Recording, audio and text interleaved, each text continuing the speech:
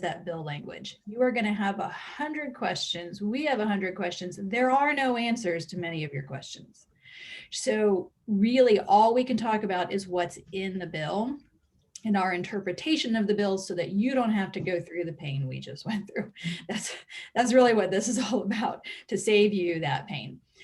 But if you at all are like thinking there must be more detail in there, I encourage you, go read it.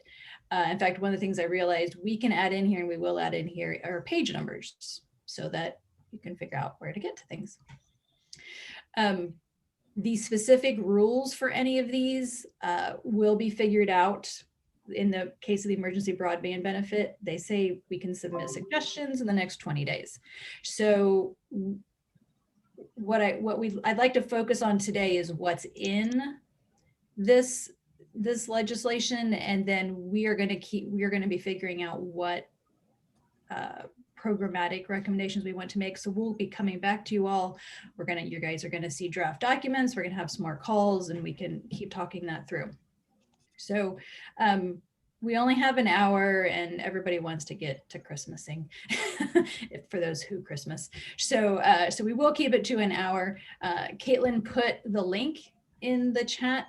This is our working document. You'll see some places where we're still making it more clear, particularly if Sean's working on a section where it refers to something in another legislation. So he's going and finding that and putting it in here so that you don't have to go find it and figure out what it means. We'll start with the emergency broadband benefit, because that's the one that I think is going to have a huge impact on all of us.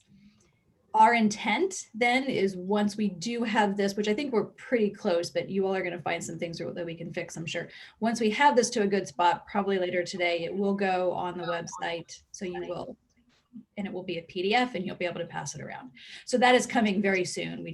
It's not at this moment because we've been doing this yesterday and today. So any questions about like the process before I jump in?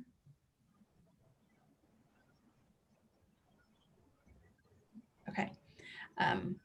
Yes, and Sabrina's she's recording for us, so we will have that. And as with many of our other recordings, we don't post that publicly. We don't share it on the listserv. So if there's somebody you want to get it to, you ask Miles and he gets them access. Okay. Alrighty, launching in. So the emergency broadband benefit, this is the 3.2 billion. This is the one we've been working on for months. Quick backstory on it is that you all know we thought maybe that this bill was going to have money that went to the states. It does not have money that goes to the states. The negotiation ended up being between the Republicans and the Democrats of what each one wanted, and what the Democrats went for is this emergency broadband benefit, which we had tried to get through and it was in HEROES Act language in the House and never made it anywhere in the Senate. So that's what Democrats got. What the Republicans got was what they're calling rip and replace. We did not include rip and replace in that because that is not really something that is valuable to digital inclusion practitioners, but that's where the ISPs are going to get money to pull out any of the Huawei equipment and replace it with something that they think is not being monitored by the Chinese. So this broadband benefit, $50 per month. The way that it's written is that the internet service provider has to have already had that service level at a price point as of December 1st, 2020. And whatever that price point is, the internet service provider can get that amount back. So if an internet service provider was charging $30 for something, and a household has that service or wants to have that service and wants this, they're going to get, that internet service provider is going to get $30 for it, not $50 for something that was $30 on December 1st. The way it's set up is that it's fuzzy on who those internet service providers are and can be. The fuzziness is if they're an eligible telecommunications carrier, which means an original phone company, then they're automatically eligible.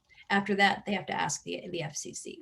So this is one of those points where we will want to be involved in the rulemaking to make sure that those of you who are, for example, reselling Mobile Beacon Mobile Citizen, that we will want to make sure you're eligible so that the folks you're serving, you would then get your check from the federal government rather than from the people that you're serving.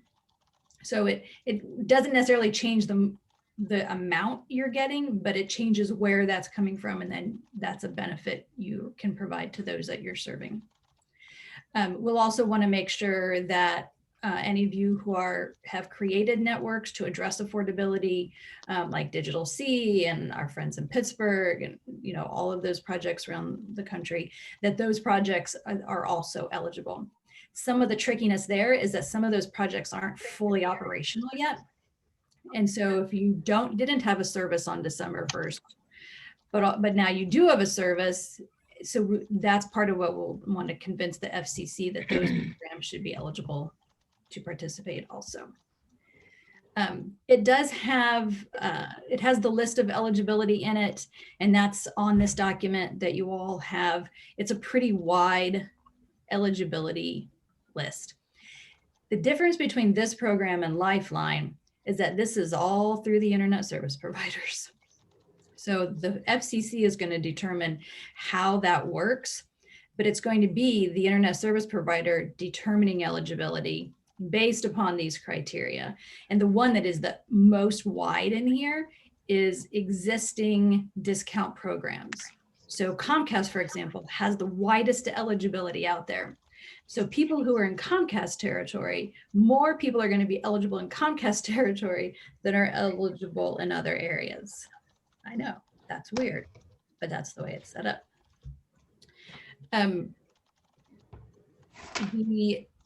I don't know how they're going to do that. Like, if you're unemployed, how you're like, that just seems like it's going to be hard, but but it means that it's wide eligibility.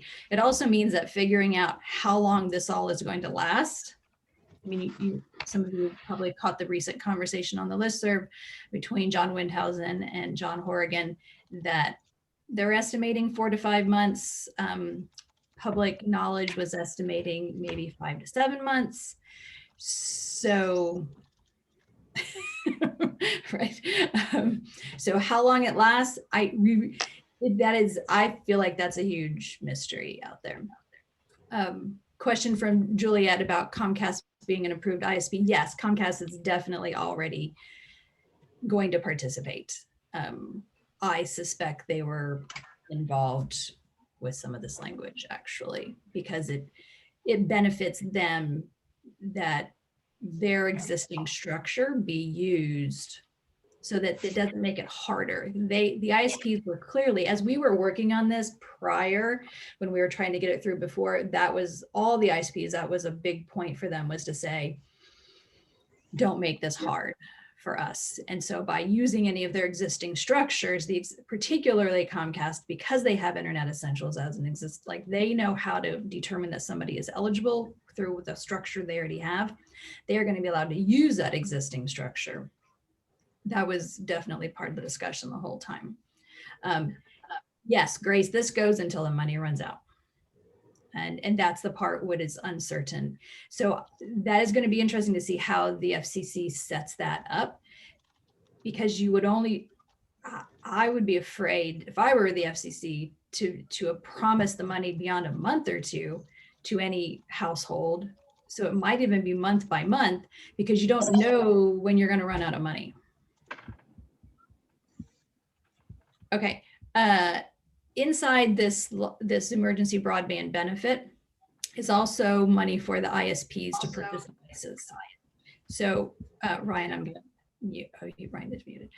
So those internet service providers can purchase a device, kind of like some of them already do this now. Like Comcast in particular does this now, where you can say, yes, I would like one of your $150 devices, please. And it's, it's usually a computer, a laptop. And so they can still do that. This is inside this emergency broadband benefit. this idea. So it has to be an internet service provider. It can't be somebody else getting reimbursement for a device. It has to be the internet service provider.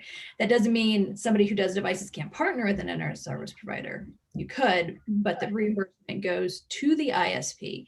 And the language in here is that they can get up to $100. They can charge someone between $10 and $50 for a device. And so exactly what the cost is to them doesn't matter, but what matters is the reimbursement that they can get and what they can charge the household, and it's one per household. An important point on this one is that, in fact, I don't know if we have this in here. Sean, make a note of this somewhere. If you have bad debt, you can still participate. Right, that's actually a really important point. I think we missed that in here. Okay, I'm going to pause on the emergency broadband benefit. Remember, we can't answer questions, and we don't really have time to be like, I hope they do this or that. So if you questions on language clarity.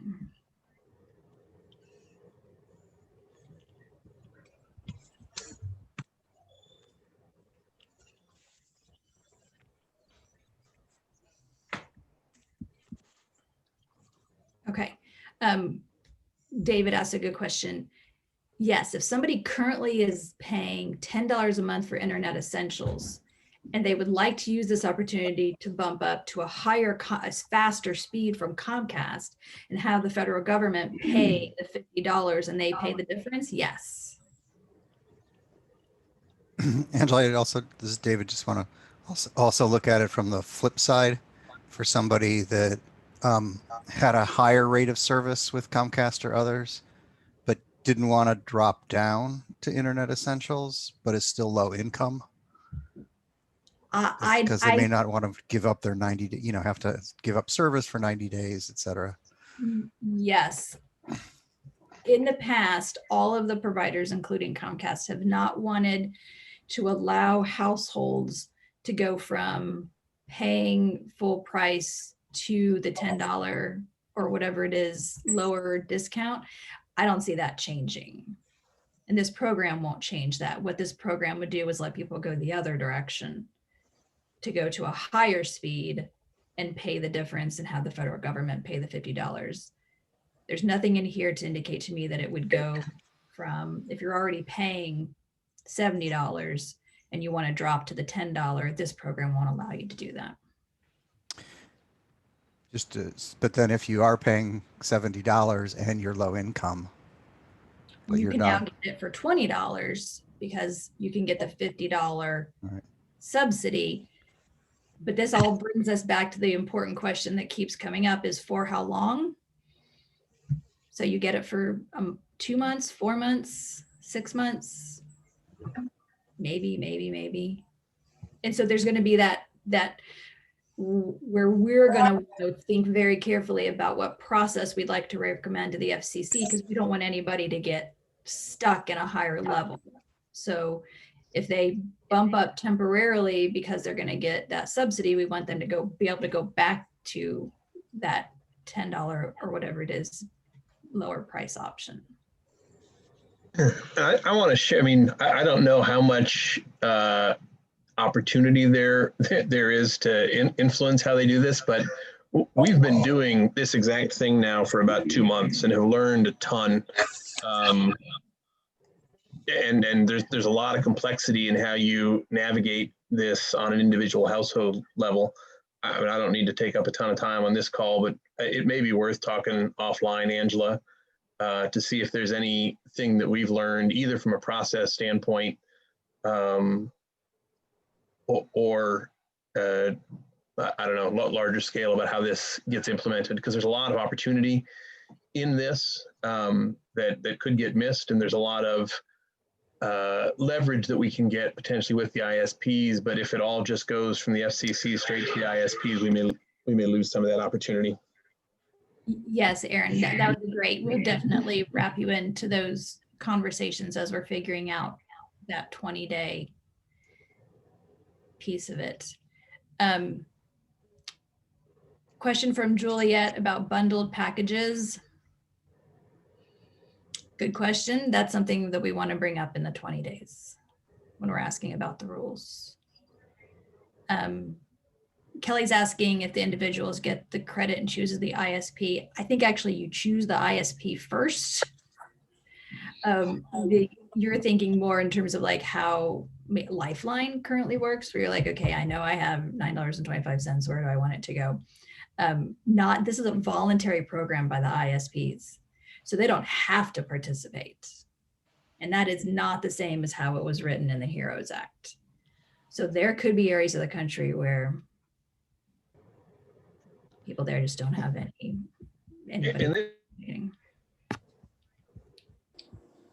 Okay, I'm going to move into tribal connectivity. Hey. I'm sorry, go ahead. Can I say one other thing before? I'm not sure this is it. My reading of the language is that an ISP that volunteers basically can offer a plan. So it's not consumer option, right? That for the whole discussion of Comcast, for example, that you were just having with David. So my sense is that Comcast could decide, okay, as long as this lasts, we're offering this plan, right? That's not my understanding. No, that's not my understanding. No, my understanding is that it's $50 off any plan that they already that they offered as of December 1st, 2020. Okay. So we'll dig into that some more. And yeah, I think we should, because it's my reaction was that Comcast could simply decide it was going to get its extra money off of Internet Essentials, for example, because it had, although it may not have a comparable freestanding. So I can say that's not how the ISPs have talked about this at this point, and they would get a lot of negativity off of that. So I don't expect that they would do that. What they've been talking about is wanting the flexibility. They don't want it to be one plan. They don't want to be locked into one plan. They want options, and they say it's easiest for them to manage if it's just money off a bill, money off a bill, money off a bill. You don't have to be in a particular plan. Okay. And if I can add just one more piece on the way, I mean, the way that we're fulfilling on this is actually making the ISPs don't need to opt in at all. They're really sort of outside the process. We're getting bills submitted by people who qualify for the program, and then we're setting up a debit card account for each individual household and loading it just in time so that they can pay their monthly bill, and the initial payment has some. So Aaron, I think that would be awesome. That's not our reality for this program. It is. That's the question: is whether there's any chance to. No. Okay. The ISPs like it the way it's written in here, right? They have optimal flexibility with the way this is. Angela, this is Carissa Tashton. When I read that section before you move on, the broadband section, I'm reading it as ISPs are also supplying the devices in order to get a reimbursement. Is that how you're reading it? It's not required. It's optional to provide the devices, and then they get that separate reimbursement. Right. There's also the required payment from the household, the minimum $10 paying towards that device. Yeah, so it loses a consumer choice in where they can get a reimbursement for a device, in other words. Yeah, it's only through the ISP. So that ISP for sure is choosing those devices. Got it, thank you. Yeah. Bill or Sean, would you put the link to the actual bill in the chat for folks, please? Okay. Question from James about digital navigation. So I think that's a question about digital literacy, any of the help that's out there. In this, no. So it's kind of like an unfunded mandate for you all. Like, it's good. We're glad that this is here, but you all now have work to do, then nobody's paying for that work. So my encouragement is see if you can round up funding to say, here's a great opportunity. The federal government told us that there's this new resource. Nobody's helping people sign up. And so we need money to help people sign up. Yeah, that's a very important question, James. Okay, but where there is some money to do that is in really specific places, tribal and areas around HBCUs. So it's really narrow. So first one, tribal connectivity.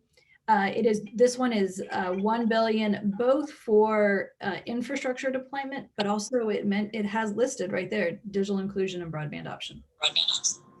So the options there are pretty wide. And it's really going to be, those who are eligible are, you can see in the second line in the tribal connectivity, it is tribal entities, but they can partner, they can enter into subcontracts with non-tribal entities. So you can partner with an eligible entity to do that work. Okay. Moving on.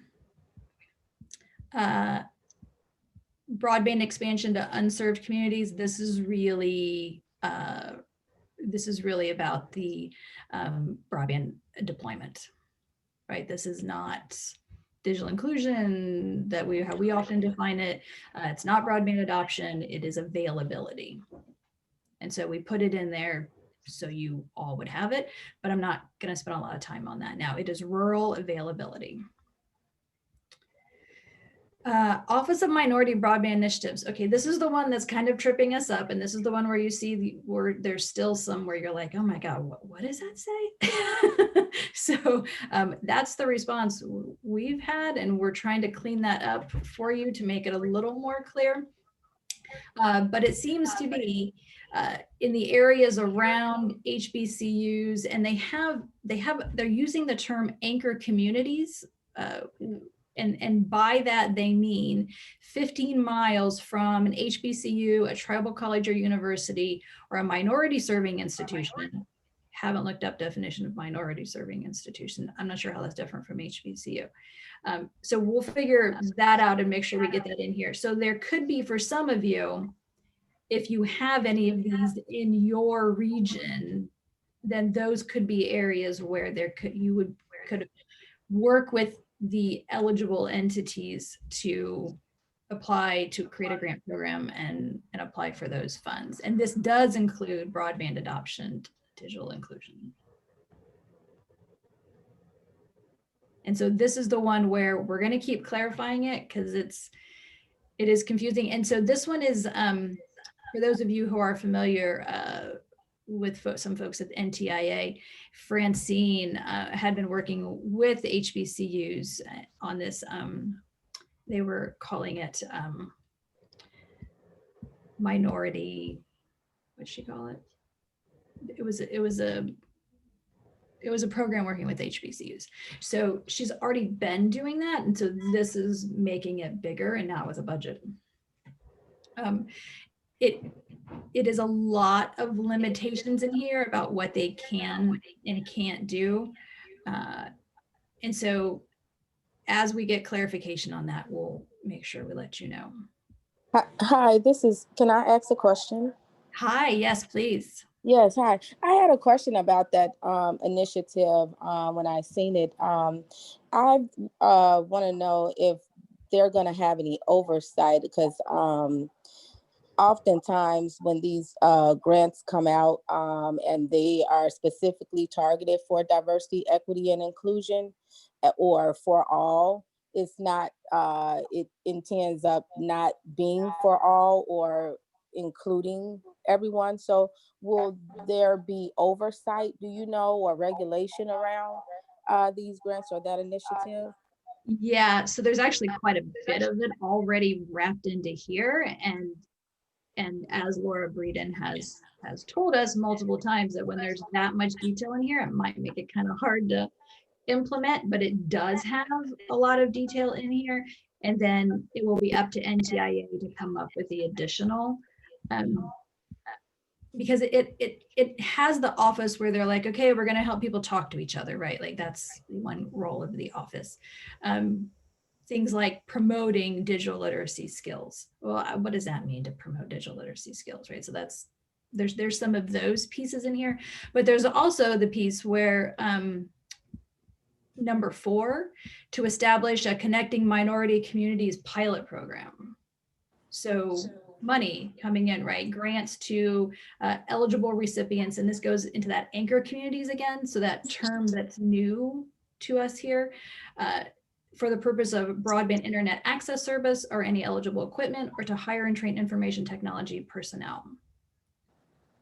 So it does have the specific in that particular piece, but we laid it out like this so that you all could see like the big things that this office is doing. It's like the first one in there is I'm sorry, do you know where the office will be? Like where would it be at the federal level?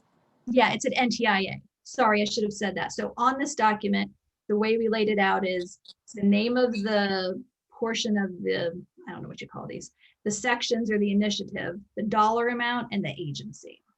So that's at the top of each of these, and this is an NTIA.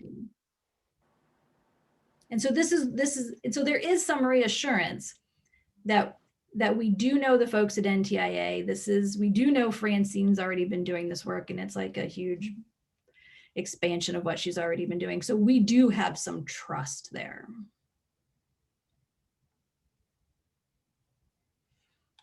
Yeah, but you know, like I'm stating that there's I live in Chicago, and you know, when these initiatives come out, especially under these grants under specifically targeting underrepresented and minorities communities, and now like this one with historically HBCUs, there needs to be some oversight and regulation, because oftentimes that these big grants, they don't get to the communities nor the schools or universities that they should be serving. Right. And so that's actually that leads us to, there is a reporting requirements for all of these, and we didn't include those yet, but we'll make sure we throw those in, because that's an important point.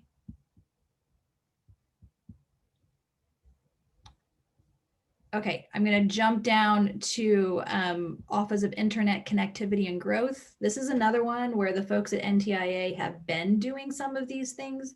And this says that they're going to do more of the things that they've been doing, but there's no money for it. So, so for this one, the fact that this legislation is coming through at the end of one administration, like a month between with administrations, is going to confuse things a bit, because with this one, we would hope some big boss over at NTIA would say, well, this is now required. We're going to need to allocate some money to do these things. But would they do that with only being a month left on the job, or do they not do that, and then whoever comes in has to quickly figure out how to do these things?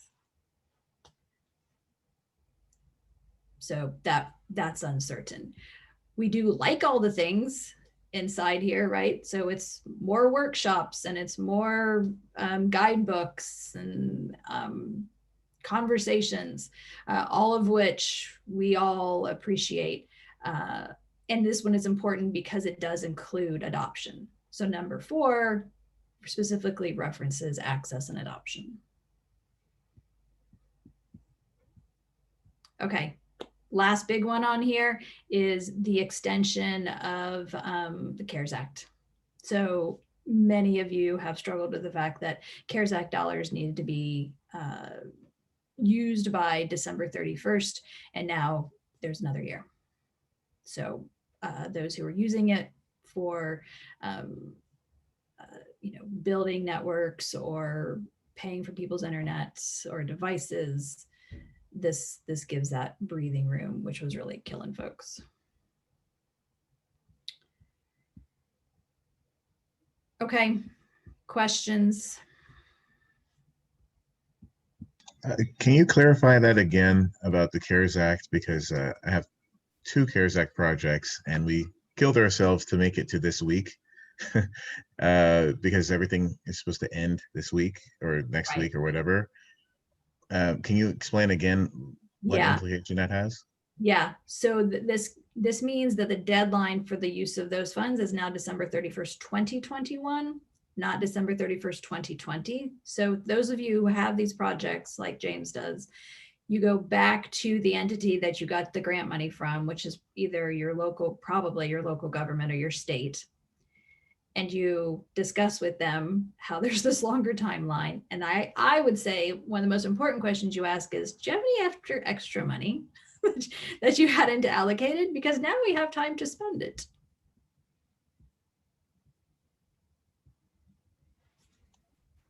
Thank you. Now, that's really urgent though, because it's holiday break and a lot of county commissions, at least locally, have said, okay, well, we'll spend it or we'll give it back. And then they make their call and then they go on break.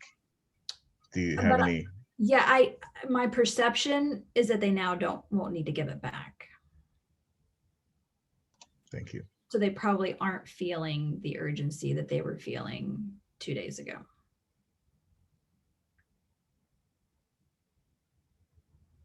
Becky, This is Juan from Seattle Goodwill. I just wanted to respond to that.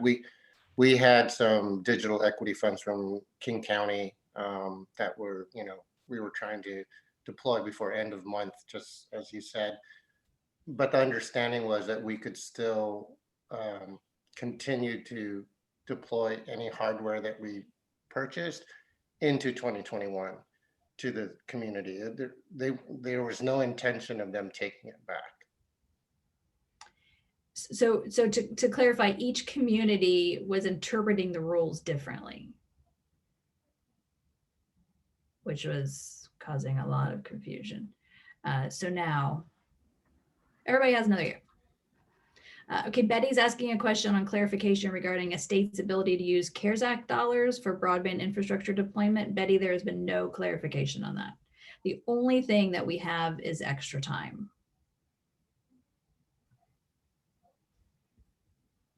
We're working on a couple CARES Act projects, and one's in York County, Pennsylvania, and another one's in Mississippi. And in those 2 cases, both of those state legislatures moved very late in the game, like October, to reappropriate some of the funding from CARES Act, and they stipulated deadlines in there.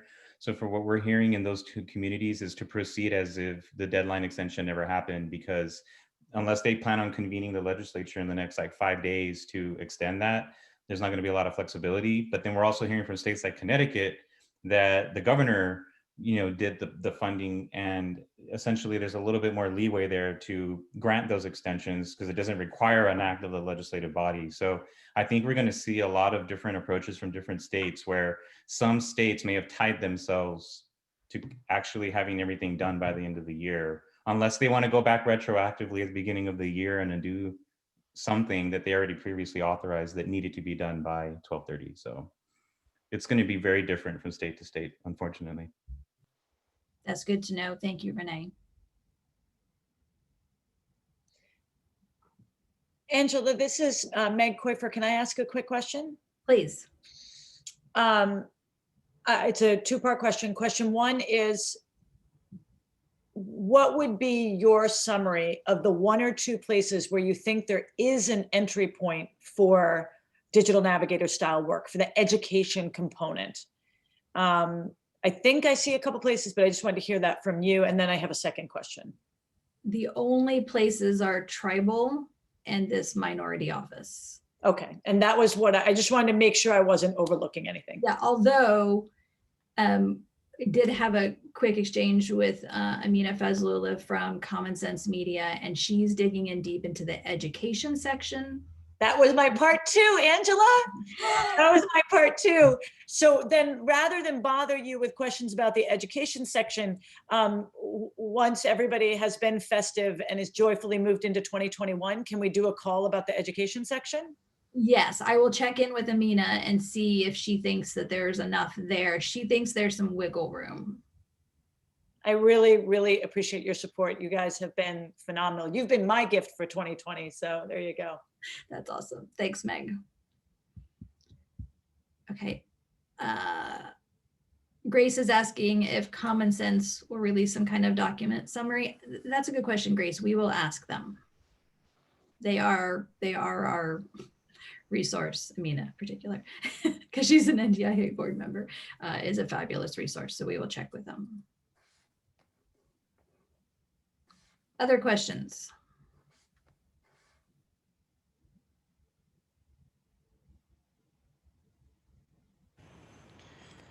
Hey, Angela, this is David.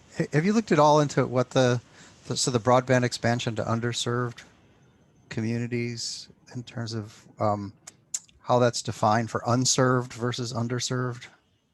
It's all rural, and it is the priority is for unserved, not underserved. The priority is really places where there is one household in a census block that doesn't have 25-3. And then that means that you can take the service to that census block. And that's infrastructure only. Only infrastructure, not adoption. Yeah.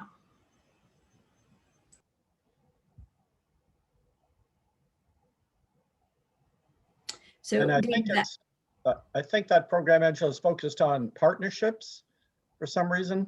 That $300 million rural infrastructure partnerships they talk about. It is, and so the definition of that is a state with an ISP. So the grant needs to come in as the state and the ISP to have together locked arms and have a plan. So it's not a Hey, Angela, this is Bert. process then, which is kind of weird. So the ISP that sort of locks up the state government in a partnership can get a preference for that money? Yes. Bert, go ahead. I just had a question about what do you think the path is over the next couple of days, given that President Trump, hasn't signed the bill? So, and I'll let others to respond to. My perception, what I've been reading is that there is a possibility he could not sign the bill. There's already enough support for it that the veto wouldn't matter. But also, it's also been clarified by some in the news that he's just saying he doesn't like it, that there is expectation that he would sign it because he doesn't gain anything by vetoing it. But if anyone else has a alternate understanding.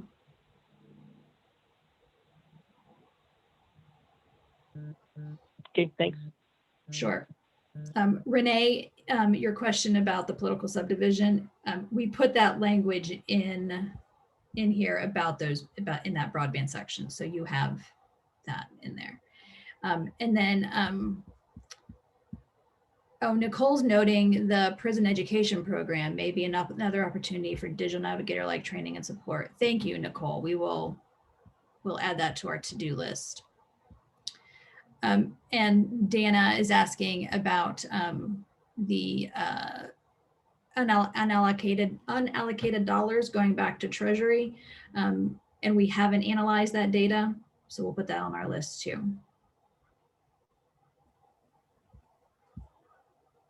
Chris, so what does the part about mapping mean? So that means it's federal, the digital mapping that's discussed would be run by the federal government instead of through the states, since there's no grants to states? So we didn't include in ours the part about the mapping, but there is money for mapping. It is going to go through FCC. How the FCC works with the states, that will be up to them. And Tianka's asking about infrastructure projects, leveraging opportunity zone funds. She says there are several in areas with HBCUs. I know NDIA has some affiliates who are leveraging opportunity zone funds. We haven't spent time understanding that, but that's a good question, Tianka. Laura's asking when Chairman Pai's term ends. um, when he walks out the door, right? till somebody boots him out. Well, he's going to resign on January 20th on Inauguration Day.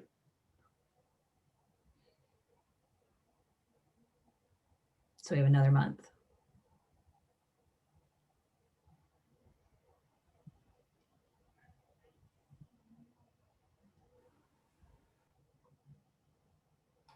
Okay, anything else, folks? This is a lot to absorb. So this is just our first pass at this.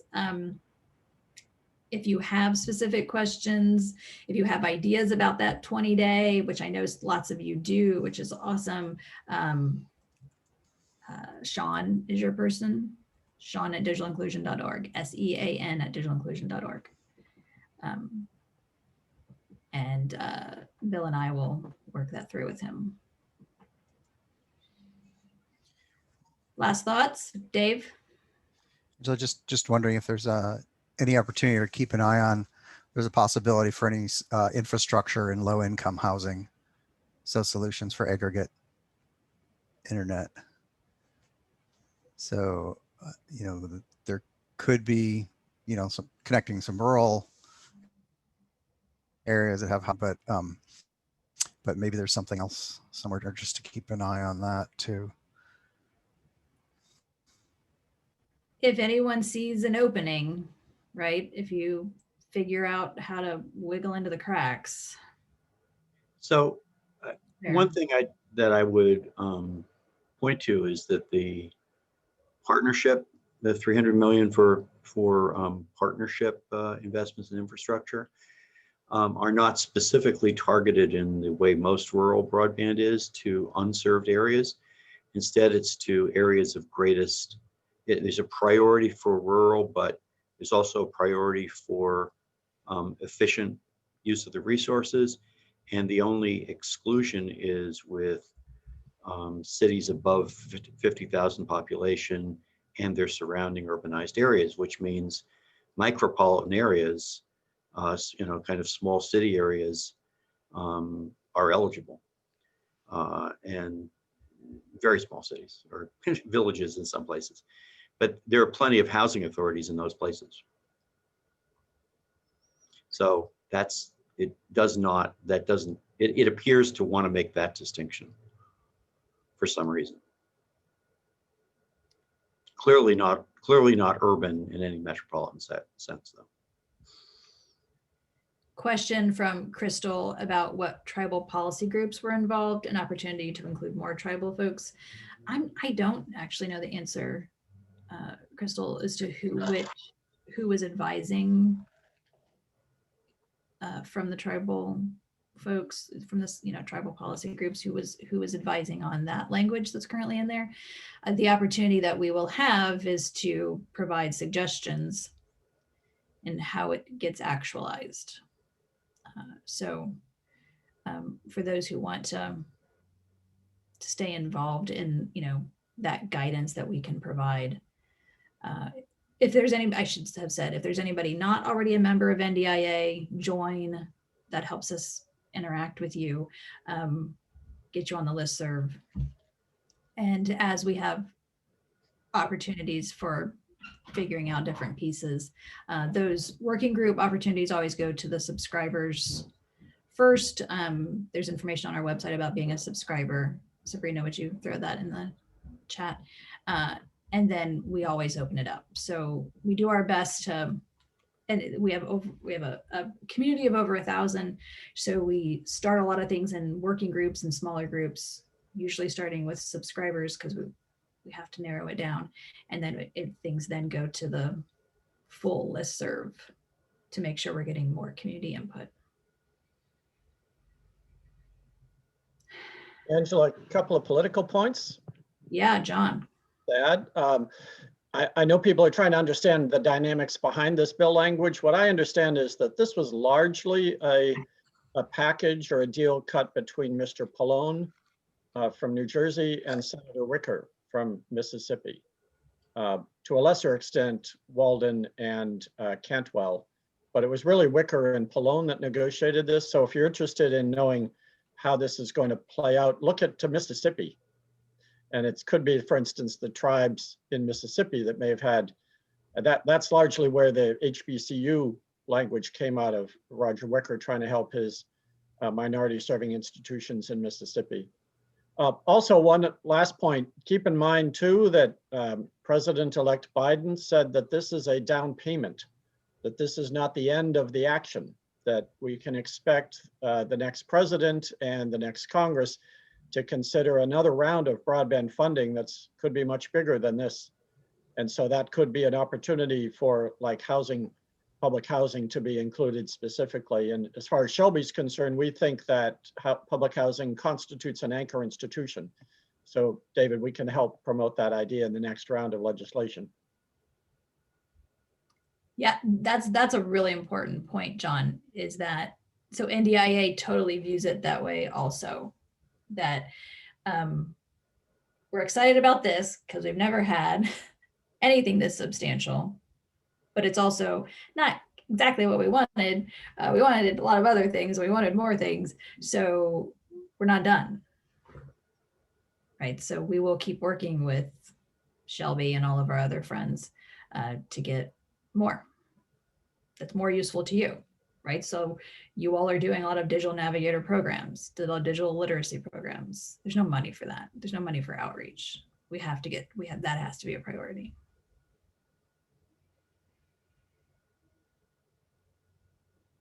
Okay, last thoughts. Okay, thank you all. Hope everybody has a great holiday. Thanks for joining us this Wednesday before your Christmas. Thank you. Go NDIA. Thanks all for your work. Thank you. Thank you. Great, thanks.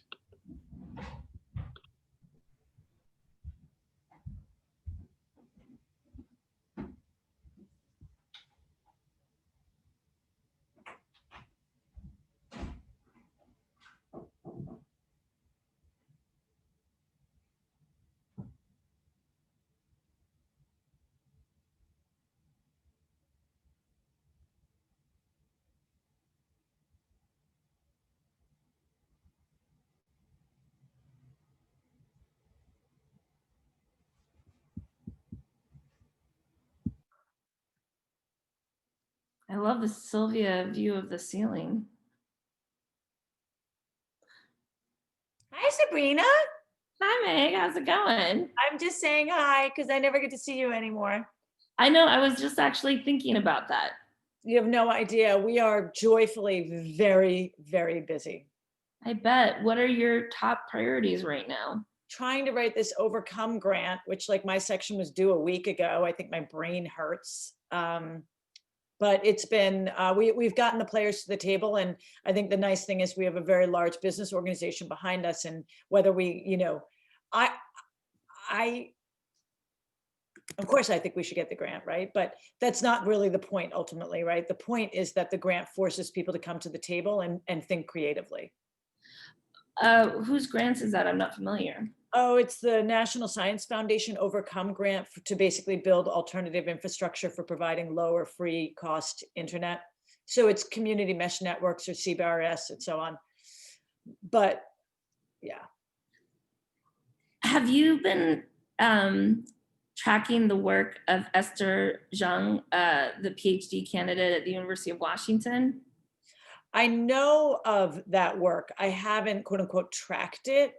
But yeah, I mean, it's like one of the many things I just wish we had more time. Well, she got grant money this last summer. King County Digital Equity Grant happened. We worked on that. And then Esther's project is one that got the money. And then she's been doing sub-grants to community-based organizations. Oh, interesting. And there's a variety of groups. And so now like some of the just advising is happening with those groups. And that's How big a grant did she get? Just curious of like, just as we kind of march down our budget and like, what does it take to do something like this? I'm just curious like what the size of her grant was. I can ask her, but the budgets, the numbers I'm hearing are like $3,000 to $4,000 for the transmitter unit that goes on top of the building, Right. and then whatever backhaul is. And some groups are tapping into pre-existing backhaul, so they're not starting a new account. Correct. And then the grant specifies purchasing devices. And this is a LTE cell network, community network. It's an LTL cell. Oh, okay, okay. And do you happen to know, I'm